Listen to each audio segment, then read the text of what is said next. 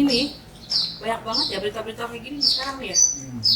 Kayak apa ya, orang-orang tuh di tahun politik kayak gini berlomba-lomba kayak ini yang gue yang paling bagus gitu ya, yang lain jelek. Iya sih, Tiap tahun itu kayak gitu. di dalam apa ya, ya kita kan negara apa ya, negara yang demokratis gitu ya.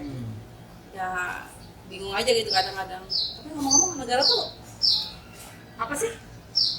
Ya, kalau menurutku ya, negara itu kayak kita ngumpul nih gitu, bersama-sama kan. Nah itu kan butuh yang ngatur gitu kan.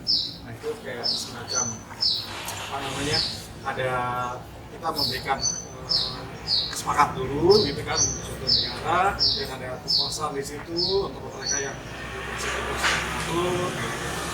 Nanti ada kayak waktu SMP lah gitu, ada wilayahnya, ada penduduknya gitu kan, lambang negara biasanya ada tanya laut sadar seterusnya gitu.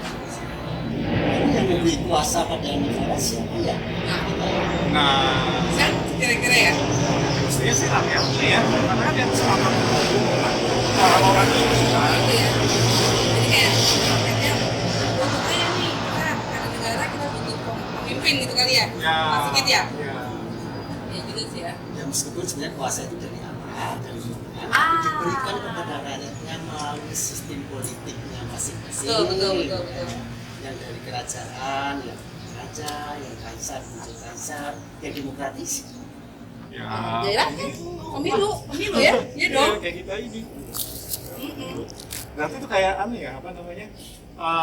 Seperti bentuk-bentuknya itu berarti tergantung dari budaya masing-masing kelompok itu ya. Kalau Iya. mereka apa namanya, berpikir bahwa ini baiknya diserahkan ke satu apa keluarga gitu ya, dari turun temurun ya udah bentuknya kerajaan. Kerajaan, Gitu ya.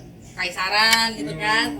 Jadi nah, sedangkan kayak kita yang demokratis ya tadi ya, rakyat kita milih bareng-bareng gitu kan. Jadi itu sesuai dengan pilihan konsensus lah ya, kesepakatan Betul, sama-sama betul. gimana gitu ya.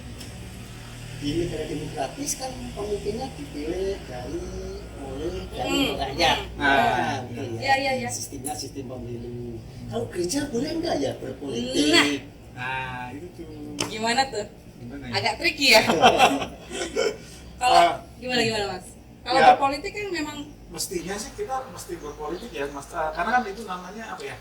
Kita menyampaikan apa yang jadi pemikiran kita, gitu kan. Lalu pendapat kita seperti apa terhadap kemajuan negara ini mestinya seperti apa gitu.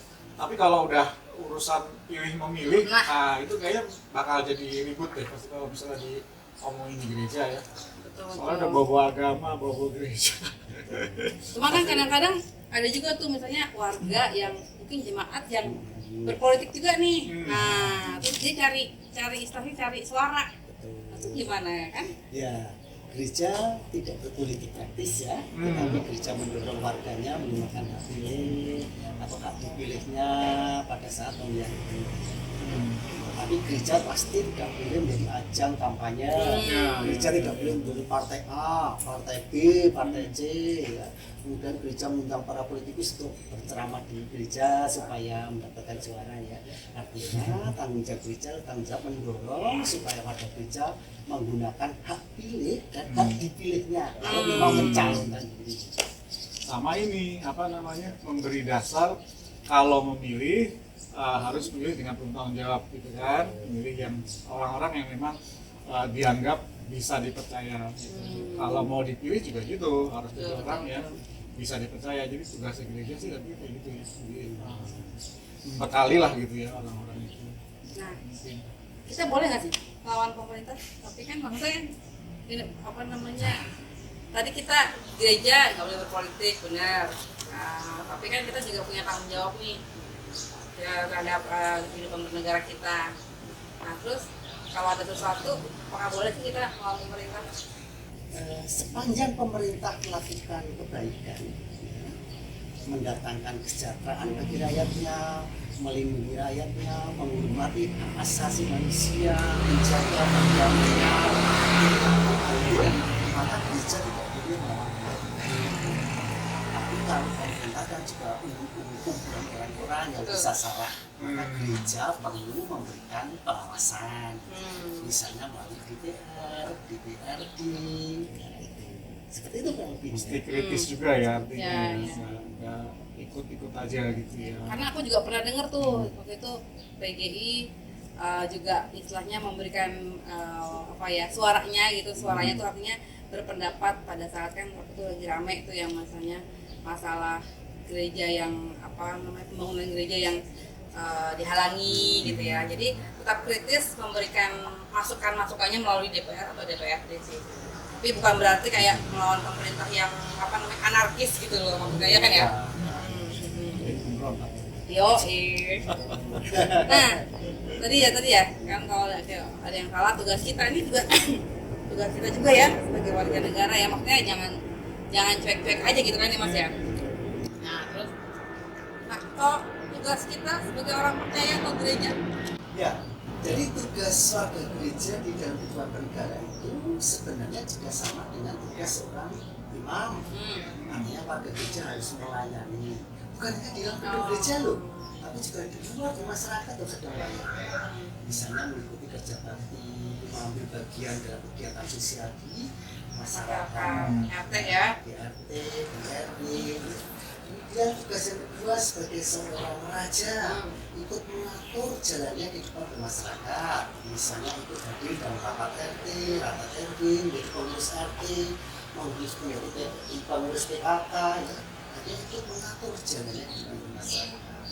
Dan yang ketiga menjadi nabi, ikut mengawasi, mengingatkan misalnya artinya kok tidak berjalan dengan baik ya, terus lingkungan kotor, akhirnya kita mengawasi juga, tapi bukan sekedar mengawasi, tapi juga mengambil bagian untuk melaksanakan dari hal-hal yang memang masih dirasa tidak tepat dan salah.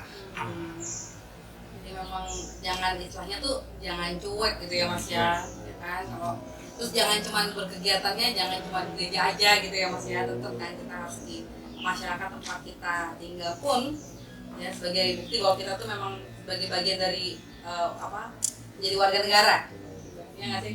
Iya benar. Ya kan? Gereja dulu harusnya. Apalagi praktis ini. Ya. Siap. Oke. Yang penting itulah ya, berarti kita menjalankan tadi tiga bagian itu ya, soalnya kayak jadi imam, kemudian raja, dan juga nabi. Oke. Jadi melayani, kemudian mengambil bagian dalam mengatur, dan ambil bagian juga dalam mengawasi gitu ya. Kalau ada yang salah kita harus bersuara. Oke, sip. Seru, makin seru nih kayak gini nih. Ya? Jelas ya bagi Jelas, kita ya. jelas. Jadi sebagai warga gereja juga sebagai warga negara tetap harus mengambil bagian secara jelas dan bertanggung jawab. Oh. Wah, udah siang nih Mas. Yuk, Yuk, kita udahan dulu yuk. yuk. Terima kasih ya. Ya, thank you.